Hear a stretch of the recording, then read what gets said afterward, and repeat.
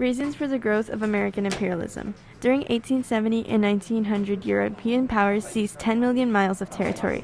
Policymakers, bankers, and manufacturers and trade unions began to fear that they would struggle for global markets and raw materials. The United States had also depended on foreign trade, which made up a quarter of their farm products and half of its petroleum was sold overseas. They believed in the Darwinian struggle, and this idea contributed to the sturdiness that the United States began to have. America's acquisition of Alaska. Acquisition seemed inconsistent with America's Republican principles since they were opposed to imperial sentiment. However, it didn't seem that they were fully against it since in 1867 they had acquired Alaska. The purchase was made by Secretary of State William Stewart, who acquired it from the Russians for $7.2 million, which is about $125 million today. It was quite the deal since it was rich in resources, including timber, mineral, and oil. America's acquisition of Hawaii.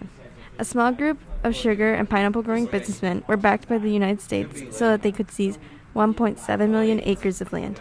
They deposed Hawaii's queen, Liliuokalani, and made plans so that the United States would seize Hawaii. They had achieved this in 1898, but Hawaii hadn't become a state until 1959. The Spanish-American War. Restrictions on sugar imports to the U.S. were placed by Spain, and it has severely hurt Cuba's economy. At the time, it was a Spanish colony, and revolts began because of angry nationalists who were against the Spanish colonial regime. The growing conflict between Cuba and Spain caused the U.S. to take action and rescue U.S. citizens who might be placed in danger. The ship that was used, or was to be used, was called Maine, which had mysteriously blown up on February 15, 1898. The U.S. placed blame on a Spanish mine. Public opinion was stirred into an anti-Spain frenzy. This was a result of yellow journalism. These journals reached then-President McKinley, who gave the green light for war. It was agreed upon by Congress after making it clear that the U.S. would not take over Cuba. After Spain's defeat, the U.S. passed the Platt Amendment. This gave the U.S. the right to step in to protect Cuba's life, property, and individual liberties. The war also led to the United States taking over the Philippines, Puerto Rico, and Guam. America and Puerto Rico. In 1898, during the Spanish-American War, U.S. forces launched their invasion of Puerto Rico. The approximately 110-mile-long, 35-mile-wide island that was one of Spain's two principal possessions in the Caribbean. With little resistance and only 7 deaths, U.S. troops under General Nelson A. Miles were able to secure the island by mid-August. After signing an armistice with Spain, American troops raised the U.S. flag over the island, formalizing U.S. authority over its 1 million inhabitants. In December, the Treaty of Paris was signed, ending the Spanish-American War and officially approving the cession of Puerto Rico to the United States. This was a big win for America because the 3 first decades of its rule, the U.S. government made efforts to Americanize its new possession, including granting full U.S. citizenships to Puerto Ricans in 1917 and considering a measure that would make English the island's official language. However, during the 1930s, a nationalist movement led by Popular Democratic Party won wide support across the island, and further U.S. assimilation was successfully opposed. Being in 1948, Puerto Ricans could elect their own governor, and in 1952, the U.S. Congress approved a new Puerto Rican constitution that made the island an autonomous U.S. Commonwealth. With its citizens retaining American citizenship, Puerto Rico formally adopted the Constitution on July 25, 1952, the 54th anniversary of the U.S. invasion. America and the Philippines. After the Spanish-American War, while the American public and politicians debated the annexation question, Filipino revolutionaries seized control of most of the Philippines' main island of Luzon and proclaimed the establishment of the independent Philippine Republic. When it became clear the U.S. forces were intent on imposing American colonies' control over the island, the early clashes between the two sides in 1899 swelled into an all-out war. President Roosevelt declared the conflict over on July 4, 1902, although minor uprisings and insurrections against American rule periodically occurred in the years that followed. The war was brutal on both sides. U.S. forces at times burned villages, implemented civilian reconstruction policies, and employed torture on suspected guerrillas. While Filipino fighters also tortured captured soldiers and terrorized civilians who cooperated with American forces. Many civilians died during the conflict as a result of the fighting. Many epidemics and food shortages caused by several architectural catastrophes. Even as the fighting went on, the colonial government that the United States established in the Philippines in 1900 under future President William Howard Taft launched a pacification campaign that became known as the policy of attraction, designed to win over key elites and other Filipinos who did not embrace their past president's plans for the Philippines. The policy permitted a significant degree of self-government, introduced social reforms, and implemented plans for economic development.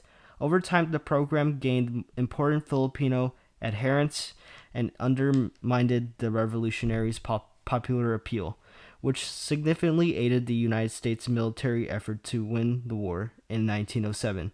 The Philippines convened its first elected assembly, and in 1916, the Jones Act promised the national eventual independence.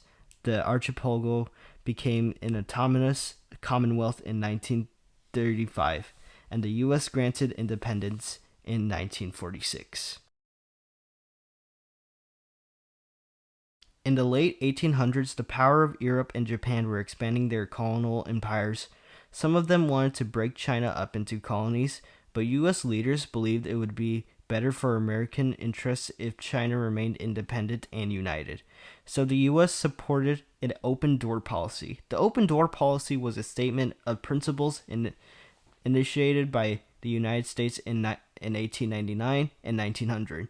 It called for protection of equal privileges for all countries trading with China and for the support of Chinese territorial and administrative integrity, which meant that China would have an open door to foreign investments and trade, but no nation would control it. This was a fundamental part of U.S. policy towards China through the end of World War II, and it kept China from fragmenting and limited foreign exploitation. Theodore Roosevelt and the world, his foreign policy. Theodore Roosevelt inherited an empire in the making when he assumed office in 1901. After the Spanish-American War in 1898, Spain ceded the Philippines, Puerto Rico, and Guam to the United States. In addition, the United States established a protectorate over Cuba and annexed Hawaii. For the first time in its history, the United States had acquired an overseas empire, as President Roosevelt wanted to increase the influence and prestige of the United States on the world stage and make the country a global power. He also believed that the exportation of American values and ideals would have an abiding effect on the world.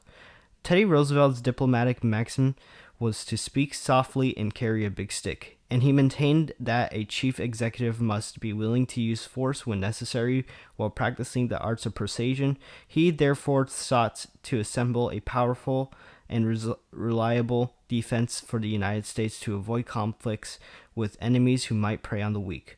Roosevelt followed McKinley in ending the relative isolationism that had dominated the country since the mid-1800s, acting aggressively in foreign affairs, often without the support or consent of Congress. The impact Teddy Roosevelt used big stick diplomacy in many foreign policy situations.